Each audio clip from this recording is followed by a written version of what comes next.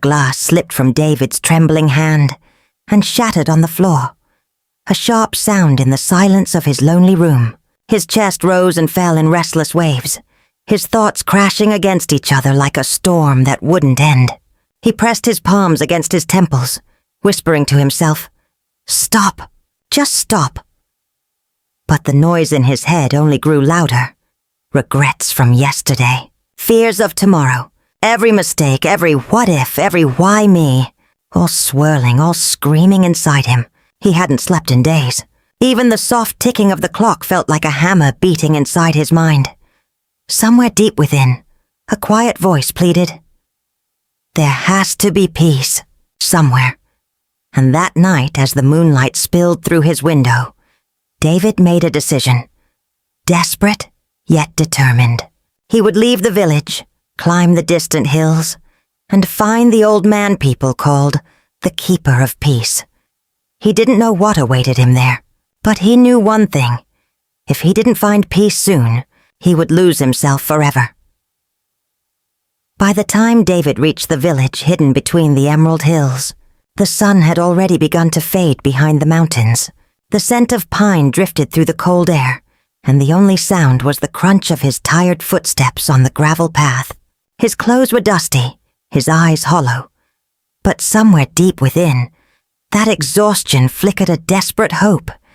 He had heard whispers about this place, about an old man who once lived in the city, a brilliant psychologist who had abandoned everything, fame, money, even family, to live among silence and trees.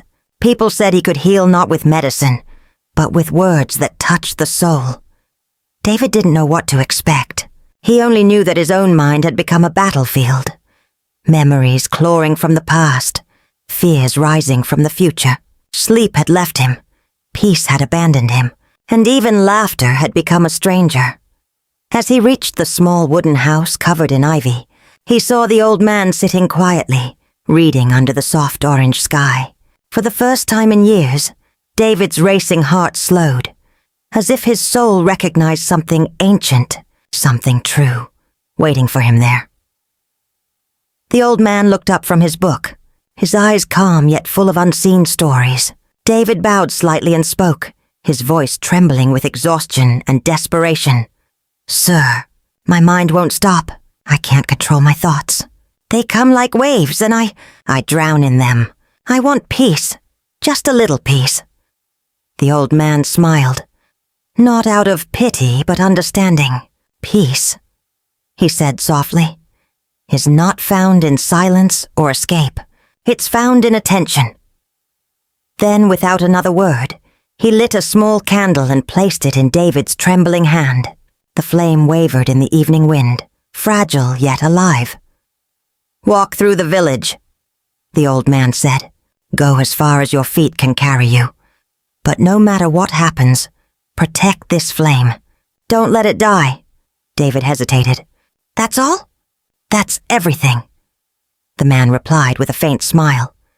And so, David began to walk. At first, it seemed easy, a simple task.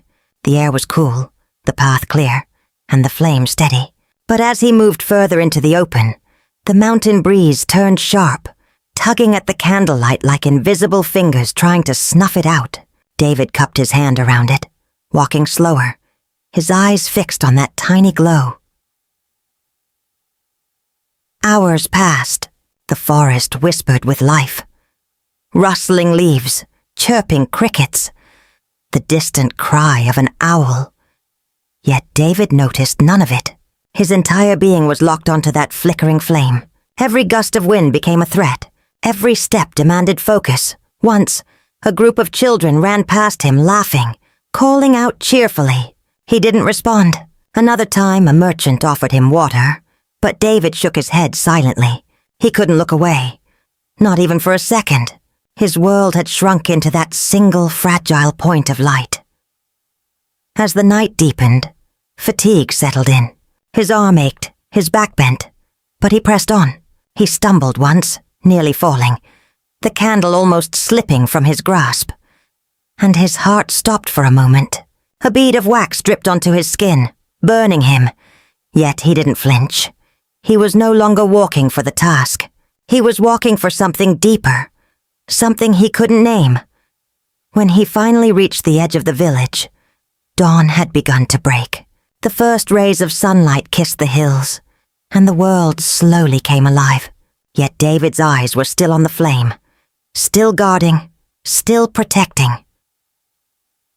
He turned back, exhausted but determined, every breath now a prayer that the light would survive.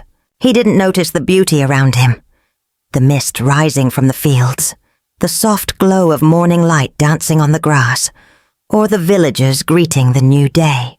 He didn't see the birds gliding across the sky or hear their morning songs. He saw only the flame. At last, after what felt like an eternity, David reached the old man's house again. His knees trembled, his hands were stiff, but the candle still burned. Steady, strong, alive. "Sir," David gasped. "I did it. I didn't let it go out." The old man smiled gently. "Good," he said. "But tell me, my child, as you walked through the forest, did you see the sunrise painting the sky?" David blinked. "No, sir." "Did you hear the songs of the birds? Did you feel the morning breeze on your face?" David shook his head again. "No, I saw and heard nothing. I was focused only on the flame." The old man's smile widened, not in amusement but in wisdom. "Then you have learned half the truth," he said softly. David looked at him in confusion. "Half?" "Yes." The old man nodded. "You learned focus, but not awareness. You protected the flame, but in doing so, you missed the beauty that surrounded it. Peace does not come from shutting out the world, David. It comes from being fully present within it, without losing yourself to it." David stood silently, his breathing slow, his heart still pounding from the journey. The old man's words hung in the morning air like sunlight through mist, clear, gentle, and full of truth. For the first time, David realized something profound. All his life he had been running, from his past, from his thoughts, from his pain. But in doing so, he had missed everything real.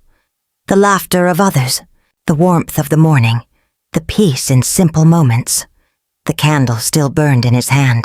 But now, as he looked at its soft golden glow, he saw it differently. It wasn't just a task anymore. It was a reflection of the light within him that had always been there, fragile yet unbroken, waiting to be seen. The morning sun had now risen fully, spilling golden light over the valley. The candle in David's hand glowed faintly, but its warmth was nothing compared to the quiet fire that had begun to stir inside him. The old man motioned for him to sit beneath a banyan tree nearby. The air was still. Even the wind seemed to pause, waiting. "Close your eyes," the old man said softly. "Tell me what you feel." David obeyed. For a long moment there was only silence, the kind that presses gently on your chest, making you aware of your every breath. "I feel tired," David whispered, "but peaceful. The candle is still burning. I kept it safe." The old man's voice floated like a calm river. "And how did you keep it safe?" I focused on it. I didn't look away. I ignored everything else." A pause. Then the old man's voice deepened slightly, carrying weight and kindness all at once. "That flame, my son, is your mind. You protected it, yes, but you also imprisoned it. You guarded it so tightly that you stopped it from feeling the wind, from seeing the beauty around it. True peace isn't about closing your eyes to the world. It's about keeping your flame alive amidst the wind." David's eyes fluttered open.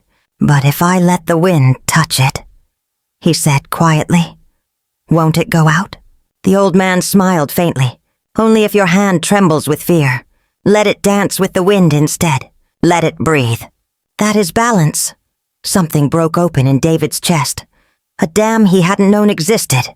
His voice cracked. "All my life I've been afraid. Of failure, of loss, of myself. Every thought, every fear. I've tried to hold it still, to silence it, and yet it never stopped. It only grew louder." The old man nodded. "Because what you resist persists. Peace does not come when the mind is silent. Peace comes when the noise no longer controls you. You cannot chase calmness. You can only allow it. Tears welled in David's eyes, uninvited yet cleansing. For years his head had been a battlefield. Memories of mistakes, regrets that burned, voices that never stopped whispering. But now, under this golden morning light, those voices seemed distant, fading. Tell me. The old man continued gently. What do you hear now? David listened. For the first time in years, he truly listened. He heard the chirping of distant birds, the rustle of leaves, the slow hum of the earth itself. He heard his own breathing, calm, steady, alive. A faint smile curved his lips. I hear everything, he whispered. And yet, my mind feels quiet. That, said the old man, his eyes gleaming, is peace. It isn't the absence of sound. It is the absence of struggle. David sat there for a long time silent, tears slipping down his cheeks. The candle flickered gently between them, its flame dancing in harmony with the wind. No longer afraid, no longer fragile. He realized then that peace was not something to find. It was something to remember. It had been buried under layers of worry and thought, but it had always been there, waiting. The old man reached out and gently blew out the candle. David gasped. But then he saw it. The light had not vanished. It had simply shifted, glowing softly now within his own heart. In that moment, everything changed. The mountains no longer looked distant. They felt alive, ancient, breathing. The sky seemed endless, not empty. The breeze touched his face like a blessing. He turned to the old man and bowed deeply. Sir, I understand now. Peace isn't in control. It's in surrender. The old man smiled. A smile so full of love it could have melted stone. Yes, when you stop fighting your thoughts, they lose their power. When you stop running from yourself, you finally arrive home. David closed his eyes once more, letting the sunlight warm his skin. The wind moved freely through his hair. There was no storm anymore, only stillness, and the quiet, radiant pulse of life. As David walked down the narrow path back to his village, the sky blazed with the colors of dusk, crimson, gold, and deep violet. The same wind that once threatened his candle now kissed his face gently, and he smiled. Every step felt lighter, every breath deeper. He was not the same man who had arrived trembling and lost. Something within him had awakened. A quiet power. A knowing that peace was never out there in the mountains. It had always lived within his own heart. The old man's words echoed softly in his mind. Guard your flame, but let it dance with the wind. For the first time, David truly understood what it meant to live. Not trapped in yesterday, not afraid of tomorrow, but completely alive in this single, fleeting moment. He paused, watching the sun sink below the hills, and whispered, "Thank you." The breeze carried his words into the fading light. A prayer, a promise, a beginning. If this story touched your heart, take a moment to like this video, share it with someone who needs peace today, and subscribe for more such soul-healing stories. Let's spread light, one story at a time.